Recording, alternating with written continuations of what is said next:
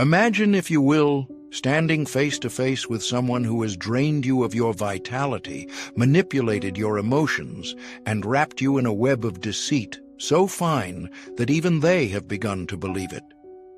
This encounter is not just with any ordinary person, but with a master illusionist of the mind, a narcissist, someone who has perfected the art of wearing a mask so real that it has become their true face. How do you pierce through this veil of illusion? How do you dismantle the elaborate facade they have erected, not just for the world, but for themselves? What if I told you that a single question, one deceptively simple yet profoundly provocative question, has the power to unravel their carefully constructed reality? Stay with me, because by the end of our exploration, you will never see a narcissist the same way again. In our world, there are those who walk among us not as their true selves, but as the personas they wish us to see. They are the architects of grandeur, the curators of charisma, and the illusionists of empathy.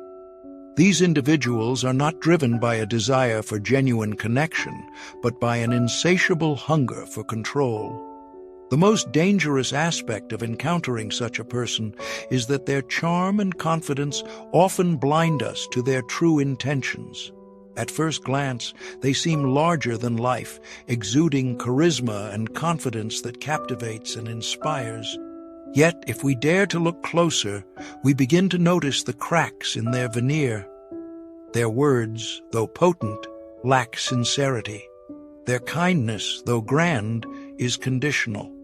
Their love, though intoxicating, is transactional. Every interaction is a performance, a calculated maneuver designed to maintain their image, feed their ego, and ensure they remain the center of attention. These individuals do not reflect on who they are in moments of solitude.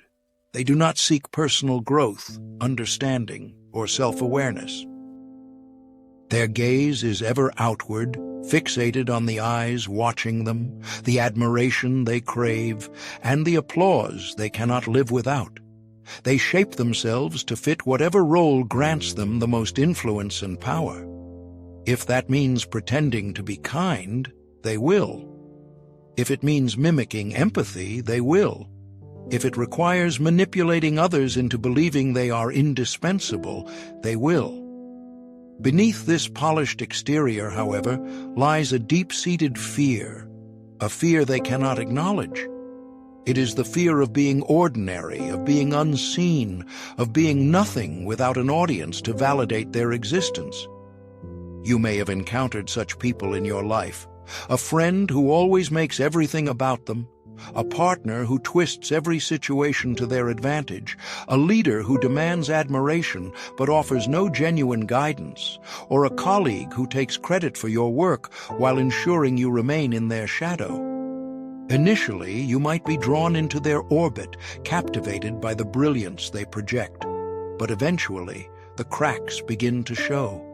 Their need for control becomes suffocating, their charm morphs into manipulation, and you realize that it was never about you. It was always about them. When confronted with the truth, a rational person listens, reflects, and perhaps concedes. But those who live behind masks do not operate in the realm of truth. Their world is not built on honesty or accountability. It is built on control.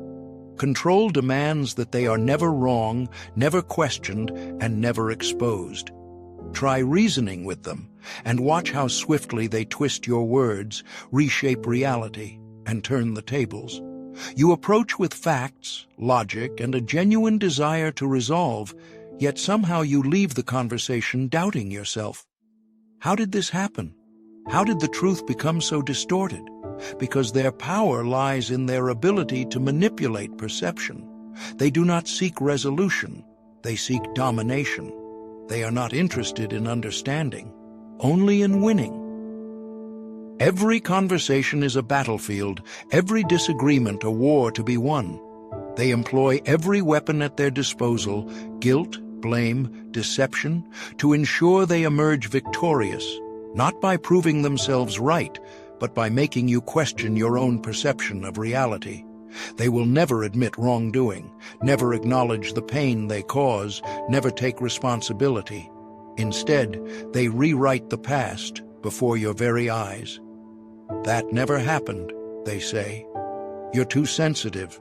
You're imagining things." And if that fails, they shift the focus entirely.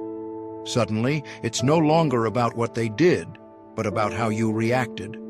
Your frustration becomes the issue, your anger becomes the offense, and before you know it, you are the one defending yourself. So what is to be done? Do you shout? Do you fight?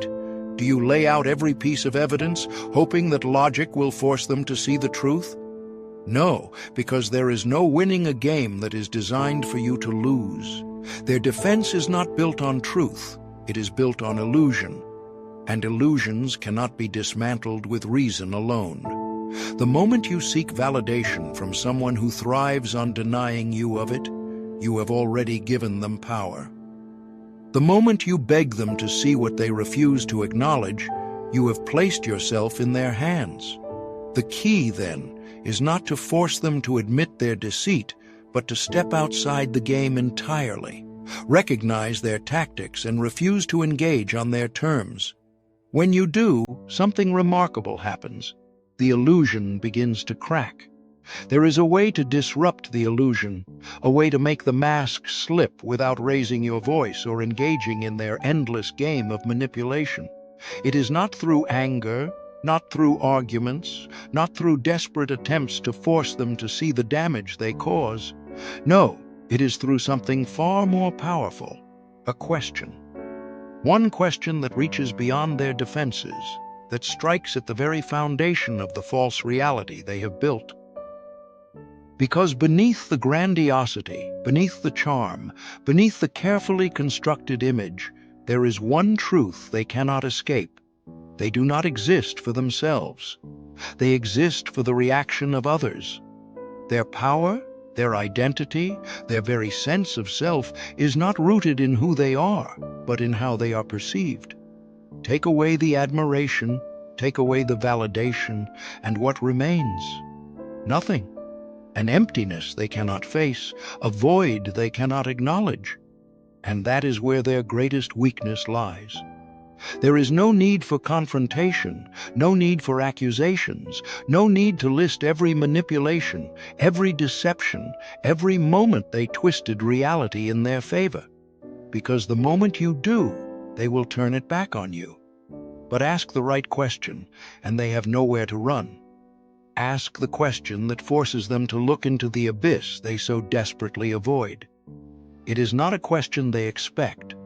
They are prepared for conflict. They are prepared to defend, to deflect, to shift blame. But what they are not prepared for is a question that exposes the truth they fear the most. They believe they control the narrative. They believe they dictate how they are seen, how they are understood, how the world responds to them. But what happens when the world no longer plays along? What happens when the admiration fades, when the validation disappears, when there is no one left to impress? That thought terrifies them because without an audience, without control, without the endless stream of attention that sustains them, they are forced to face something they have spent their entire lives avoiding, themselves. And that, more than anything, is what they cannot endure. So you ask them, you look them in the eye, calm, unwavering, and you say, "What would you do if you could never impress anyone again?" A simple question, no accusations, no anger, no room for argument, just a few words, yet they land like a hammer against glass. Watch closely. The moment of hesitation, the flicker of confusion, the almost imperceptible shift in their expression. They were prepared for a fight. They were prepared to twist, to manipulate, to turn your words back on you. But they were not prepared for this, because this question does something no amount of confrontation ever could. It forces them to confront the one thing they cannot exist without: admiration.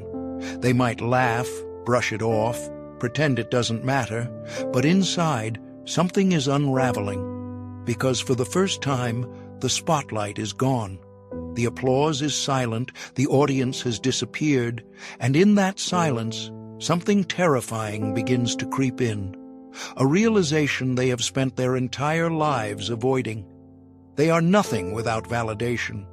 Every carefully curated moment, every boast, every grand performance, all of it has been for one purpose: to be admired, not to be loved, not to be understood, not to build something real, just to be seen in the way they want to be seen. And now, with just a few words, you'll force them to imagine a world where that no longer exists. They may scoff, change the subject, throw the question back at you. They may even go silent, retreating into themselves in a way they never have before. But do not mistake their reaction for indifference. Inside, they are spiraling because they have no answer. They have spent their entire existence building an image, not a self. Without an audience, without admiration, without someone to control. What is left? And for the first time, they feel it. The emptiness, the void, the thing they have been running from all their lives. Because this is not a question they can manipulate. It is not a question they can twist into an attack against you. It is a question that demands something they do not possess: authenticity. And in that moment, you see it. The illusion falters, the mask slips, and they, for the first time, are exposed. Once you see through the illusion, once you understand that their power was never real, but merely borrowed from those who believed in their facade, the final step is to protect yourself. Not through confrontation, not through revenge, not through proving them wrong. Protection comes from something far greater: detachment. The moment you no longer react the way they expect, the moment you stop seeking fairness or justice from someone incapable of giving it, you have already won. They thrive on your emotions, your frustration, your confusion, your desire to make them see what they refuse to acknowledge. These are the strings they pull to keep you tangled in their web. But imagine what happens when those strings are cut. When your words no longer seek their validation, when your silence speaks louder than any argument, when your energy is no longer spent deciphering their contradictions, but reclaiming your own clarity. Without control over your emotions, without the ability to provoke a reaction, they are powerless. There is a reason they push your buttons, a reason they create chaos where none exists. A reason they twist every situation to keep you off balance. It is because if you are always on the defensive, if you are always explaining yourself, if you are always trying to make sense of their madness, then you are too distracted to realize the truth. They were never worth the fight. Their power was never in who they are, but in how much you allowed them to affect you. Detachment is not coldness, it is not cruelty. It is not indifference to the suffering of others. It is simply the refusal to let someone else dictate your emotions, your sense of self, your peace of mind. It is the quiet realization that you do not need to fix them. You do not need to expose them. You do not need to convince them of anything. The only thing you need to do is recognize them for what they are and make the conscious decision to no longer participate, because they will never change. They will never wake up one day and see the damage they've done. They will never offer the closure you seek, the apology you deserve, the understanding you once hoped for.